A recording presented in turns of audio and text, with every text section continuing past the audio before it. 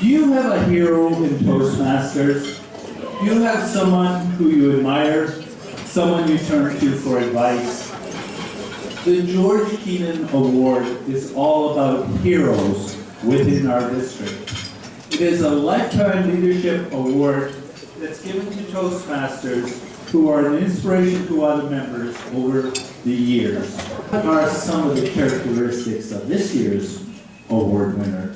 Well, she's been an area governor and a division governor, and she's presented at a dozen district conferences, at regional conferences, and at Toastmaster International conventions. She's given lots of success leadership and communication programs, speech crafts, and a youth leadership. She's been a committee chair at 3 different conferences and a club sponsor and mentor and coach for 4 different clubs. She's been an area and division governor trainer, and she's been published multiple times in Toastmaster magazines. Next slide. Ladies and gentlemen, please join me in welcoming the 2015 George Keenan Award winner, a hero to many Toastmasters here today, Don Frail, DPM.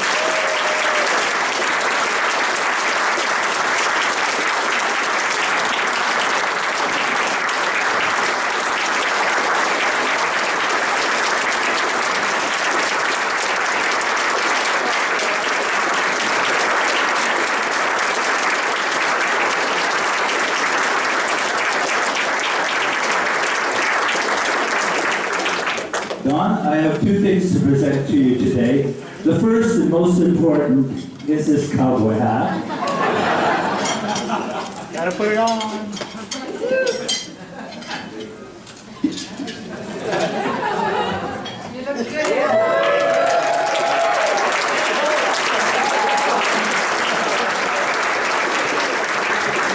Now, Don, I was told, don't worry about the cowboy hat if it's a little bit too big, because your head may swell to fill it out. Of course, they were talking about me, not her, but anyway, that's good advice. Don't worry.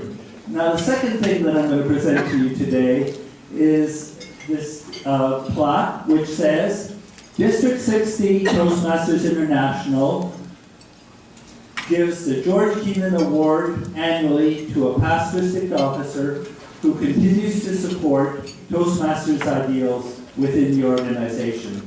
2015, Don Frail, DTM. Congratulations.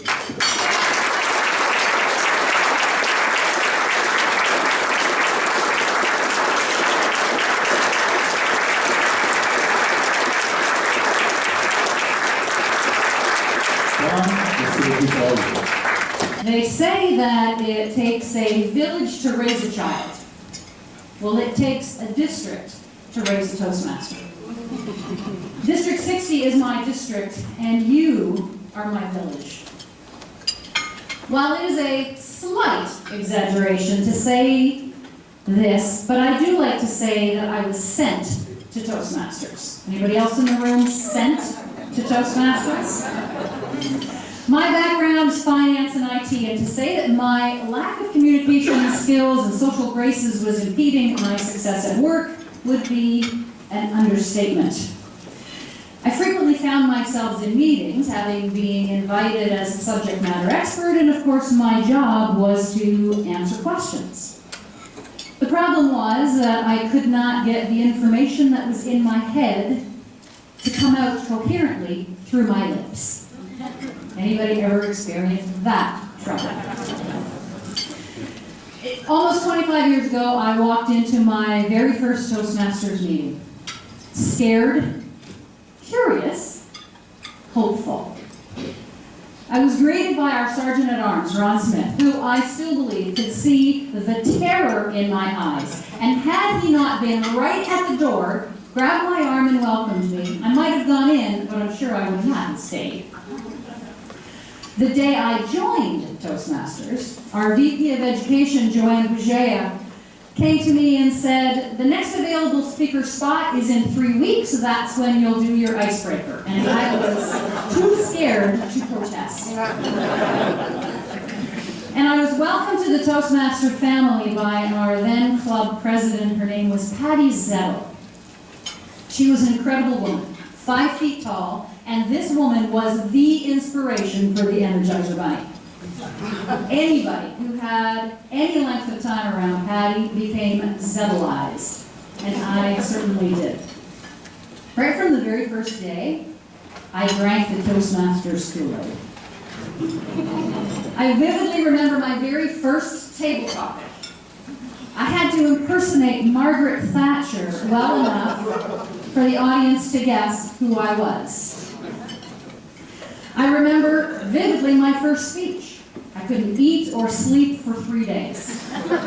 And the not eating was probably a good thing, because if there was anything in my stomach, I'm certain I would have thrown it up. And I vividly remember my first conference. I was sitting in the back row of the workshop, hiding, hoping not to be noticed. And this elderly gentleman in a cowboy hat came in. His wife settled him down into the chair beside me, and then she left him there. And I looked at him, and I remember thinking to myself, oh, that guy's old. Partway through the workshop, he fell asleep on my shoulder. I was too afraid to move. I thought if I did anything to wake this guy up and startle him, he was going to have a heart attack right then and there. And this man turned out to be George Keenan. So this award is very special to me for a variety of reasons, not the least of which was my weird and wonderful encounter with the man himself. Many people in this great village have inspired me along the way. Some knew the impact that they had on me, but others didn't. I remember in my first Toastmasters Club, Front Street Speakers, downtown Toronto. Come on, Bruce. Yeah, woohoo, yay! Michelle was a member of our Toastmasters Club for 1.5 years, and she never delivered her icebreaker. She was too terrified and could not bring herself to do it. But what she did do was she volunteered for the position of Sergeant-at-Arms, because to her, it forced her to speak every single meeting. Now, at the beginning, her introductions of the Toastmaster were maybe a half a sentence. But by the time she was done with us at our club, she was giving 3, 4, 5 sentence introductions, and every once in a while she'd even ad-lib a line or two. Now, to an outsider, that might seem like not much of an accomplishment as a Toastmaster. But I think to many of us in the room, we realize that it's not what happens on the outside of us as Toastmasters that counts, but the huge transformation in many of us, including Michelle, that happens on the inside. Another person who I met along the way was a woman by the name of Helen Blanchard. And Helen Blanchard was the very first woman Toastmaster. And she was also the very first female international president. Now, if you know Helen's story, it's really quite an interesting one. She joined Toastmasters in the 70s at a time when women were not welcome. In this all-male organization, the club decided to put in her application under the name of H. Blanchard. They just used her initial. But when World Headquarters insisted that they have a name, for 3 years, Helen was Homer Blanchard. Until the rules changed, and then they had to mess up. Helen died a couple of years ago, 2013, at the age of 86. And forever, I had the incredible opportunity to meet her in person when I was at an international convention in Reno, Nevada, and what an incredible woman. And she will always live in my heart for the words that she said. And Helen was famous for saying, if you're going to get out of Toastmasters, all that there is to get out of Toastmasters, then you will never get out of Toastmasters. Another woman who inspired me wasn't even a Toastmaster. She was an employee at the Bank of America where we were opening a Toastmasters club. And this woman's job, her paid job, was to travel around different locations at the Bank of America, opening Toastmasters clubs. Wow. And I said to myself, I want that job. If I could get paid for doing all the Toastmasters, could you imagine getting paid for doing Toastmaster stuff? I knew that I had to figure out a way to get paid for doing what I loved. While these people may not know the impact that they had on my life, there is one gentleman in this organization who I do believe knows how much he has meant to me over the years. Ross Mackay has been a great friend and a great mentor over the years. We joined around the same time. We were, well, he was 10, I was 2. And we met shortly after that. He came to our club to practice for the International Speech Contest. And we met and we became instant friends and have been friends for almost a quarter of a century. This is a man who has given so freely over the years, and to me is the epitome of what Toastmasters is all about. And he has meant the world to me. You will find a hero, as Tim says, or a mentor or a friend. And like Ross and I, you'll learn together, you'll grow together, and you'll succeed together.